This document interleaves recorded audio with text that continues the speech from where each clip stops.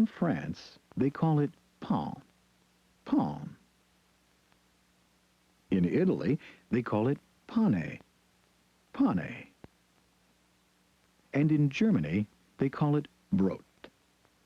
That's close to what it's called in the United States, Brot, bread. No matter where you are, it seems, all over the world, there are different names for it. But it's all bread. Most bread starts with the same thing, wheat. There are 2 times to plant wheat. Spring wheat is planted in the spring, and winter wheat is planted in the fall.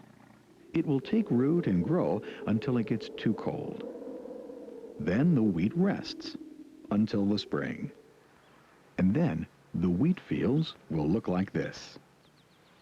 By summertime, the wheat fields are growing great guns. Wheat is grown almost all over the United States. In early summer, when the winter wheat is ripe, you'd also see these harvesting the wheat. The machine is called a combine because it combines the jobs of cutting the wheat and threshing, which means separating the seeds from the stalks. Wheat grows a lot like grass. In fact, wheat is a kind of grass. It grows in long stalks. The top of the stalk is called the head, or spike. And inside the head are the wheat berries. When we plant the wheat berry to grow new wheat, it's called a wheat seed. And when we use the wheat berry for food, it's called a wheat kernel. The wheat berries are gathered by the combines and dumped into trucks. The trucks wind up here at the grain elevators. Here the wheat is stored in big silos until it's loaded onto trains. From here it will be taken to the mill, where most of it will be ground into flour. Greg and Melissa have their own special recipe for making whole wheat bread. Let's see. You've got your flour, whole wheat flour, and white flour, salt, butter, honey or sugar, water, and yeast. Yeast puts air into the bread, so it gets nice and high and springy. And if you want, you can add a little something sweet.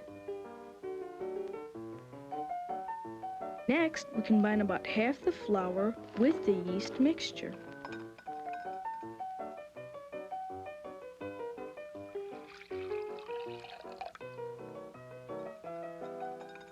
That's called the sponge.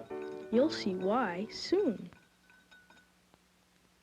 The sponge has to rest a while. We put it in a warm place and see what happens in about an hour. In the meantime, we'll mix the rest of the ingredients with the rest of the flour. We'll add a little salt,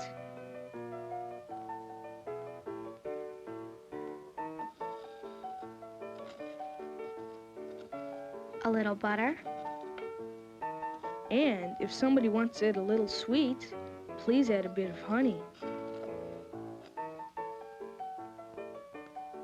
Now I see why it's called sponge. It gets big and squishy.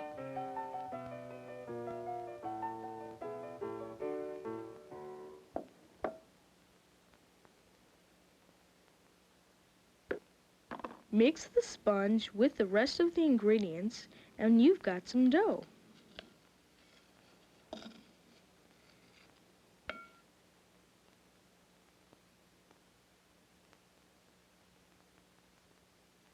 Now you knead the bread. That's spelled K-N-E-A-D, and it means roll it around like clay. See, that mixes up all the ingredients real well. Okay, that's good.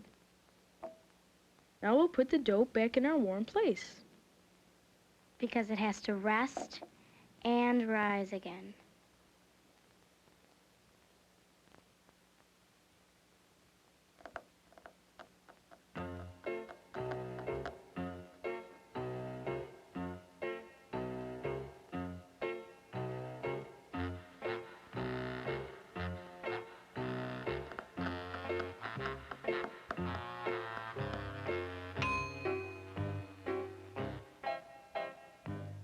You see, while it was resting, the dough has been filling up with air. So you punch it down to get the air out.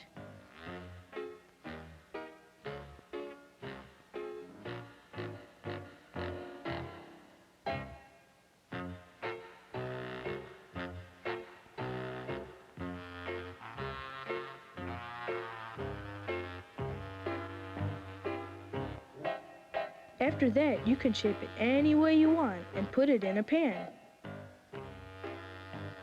Then, that's right, you have to wait until it rises again.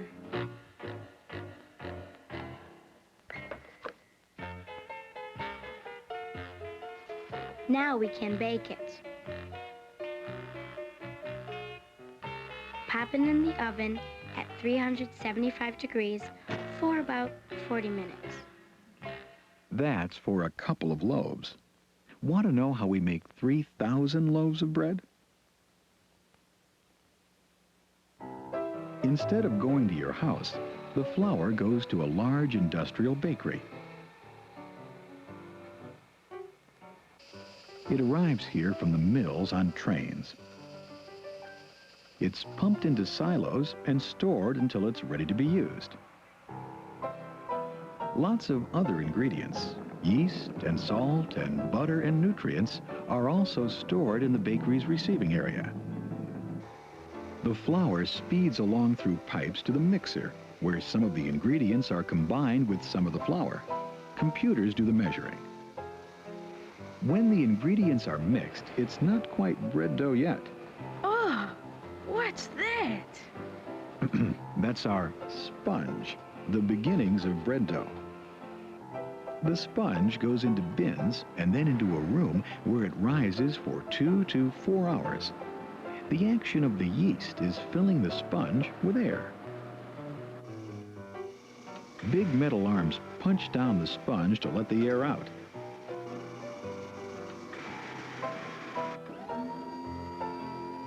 When the sponge is ready, it goes back to the mixer with the other ingredients. And it comes out bread dough. Looks more like something that would eat me than something I'd eat. Just wait, it gets much better. Now the dough is dumped into the divider, where it is cut into the proper size for each loaf. 168 pieces every minute.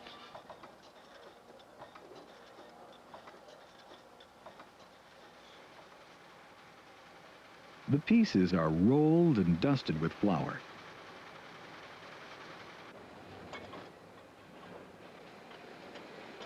The lumps of dough rise a bit on the overhead proofer. And next, we knead the pieces. That's K-N-E-A-D. Right.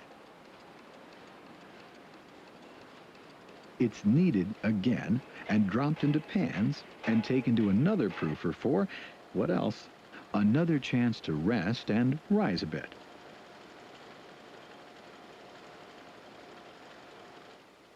Finally, the bread is ready for the huge long oven, where it bakes for 15 minutes at very high temperatures.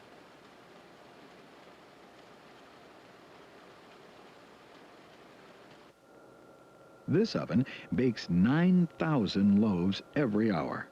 And the whole time, those loaves have never stood still once. After the bread comes out of the oven, it has to cool for a while on this overhead merry-go-round. The rest is quick and easy. The bread gets sliced,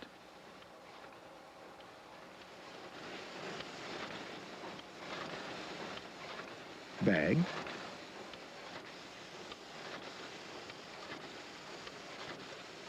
and sealed.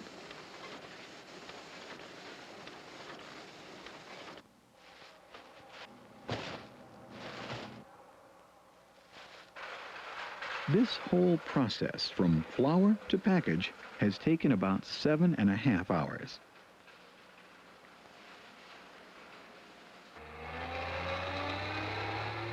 Trucks, a fleet of them, pick up the bread and take it to the stores in cities and towns fresh that day. Many kinds of bread can be made from many types of flour, like rye, corn, oats, wheat. But bread isn't the only thing made from wheat. You see, there are several types of wheat. There's what we call soft wheat. That's best for pastries, pies, and cookies, light things. Oh, right. And there's also hard wheat. That's used for spaghetti and bread. Bread? We forgot about our bread. All the way from that wheat field to flour. Out of the oven to your table. However you slice it, whatever you call it, it's bread.